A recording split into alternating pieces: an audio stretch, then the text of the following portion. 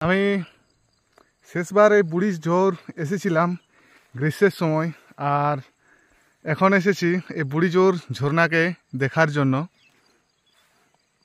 সামনের উঁচু পাহাড়টি যেটি দেখতে পাচ্ছেন, ওই পাহাড়ে কিন্তু আমি ট্রেক করেছি, যার ভিডিও কিন্তু অলরেডি দেওয়া রয়েছে। আর সেবার কিন্তু এই আম গাছে কিন্তু আম ছিল, অনেকগুলোই আম কিন্তু আমরা পেড়েছিলাম। আমি ছিলাম, শুভজিৎ ভাই ছিল, আর মনোজদা ছিল। এই পথ ধরেই আমরা হেঁটে হেঁটে গিয়েছিলাম ওই ঝর্ণার কাছে। আজকে আমি একা এসেছি এবং একাই হেঁটে হেঁটে যাচ্ছি ওই ঝর্ণার কাছে। আর আমার চারিপাশের পরিবেশটি দেখুন, খুবই সুন্দর পরিবেশ। এখানে এলে অবশ্যই মনে কিন্তু শান্তি আসবেই, এটুকু আমি বলতে পারি। যেহেতু বর্ষাকাল পেরিয়েছে, তাই এই রাস্তাঘাটে কিন্তু ঝোপঝাড় এবং কিছুটা ঘাসপাত এই সমস্ত হয়েছে।